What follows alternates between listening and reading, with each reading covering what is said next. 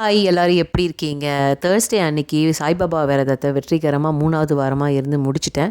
என்ன ஸ்வீட் பண்ணலாம், என்ன பிரசாதம் பண்ணலான்னு யோசிக்கும்போது ஆரஞ்சு ஆர் எல்லோ கலரில் யோசிச்சு, சரி கேசரி பண்ணலாம் ஆரஞ்சு கலர் வச்சு பவுடர் வச்சு அப்படின்னு யோசித்தேன்.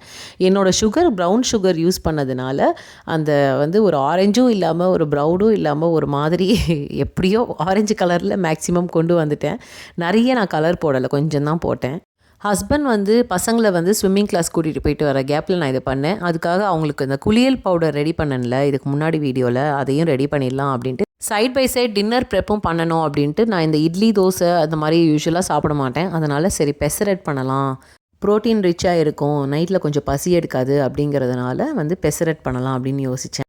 இந்த நிஞ்சா ஜாரில் தான் எப்போதுமே மாவு அரைக்கிறதுக்கு ஊற வச்சு அரைப்பேன். ஆனால் அது என்னன்னே தெரிலங்க, ரொம்ப நரன்னு தான் வந்துச்சு ஃபஸ்ட்டு. அதனால் எனக்கு ப்ரீத்தி மிக்சியில், நம்ம ஊர் மிக்சி இருக்கு இல்லையா, அதில் பெரிய ஜாரில் போட்டதுக்கப்புறம் தான் கொஞ்சம் நைஸாக வந்தது மாவு. இல்லைனா இதில் கொஞ்சம் நரன்னு தான் இருக்குது.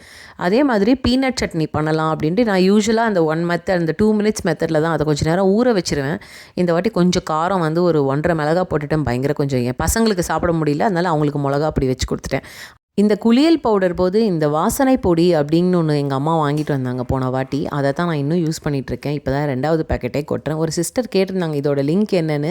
எனக்கு லிங்க்கெல்லாம் இல்லை, அதனால் சரி ஓகே உங்கள் யாருக்காவது யூஸ்ஃபுல்லாக இருக்குமே. இது எல்லா நாட்டு மருந்து கடையிலையும் இருக்கும். கண்டிப்பாக குழந்தைங்களுக்கு ட்ரை பண்ணுங்கள், ஸ்கின்னுக்கு ரொம்பவே நல்லாயிருக்கும். சூடாக பெசரட்டும் நேற்று அரைச்ச ஃப்ரெஷ்ஷான மிளகா பொடி வச்சு பசங்களுக்கு டின்னரும் கொடுத்தாச்சு, நாங்களும் சாப்பிட்டுட்டோம். சரிங்க, நம்ம நாளைக்கு ஒரு ஷார்ட்ஸில் பார்க்கலாம். கண்டிப்பாக என்னோடய சேனலை சப்ஸ்கிரைப் பண்ணுறதுக்கு கன்சிடர் பண்ணுங்கள். பாய்.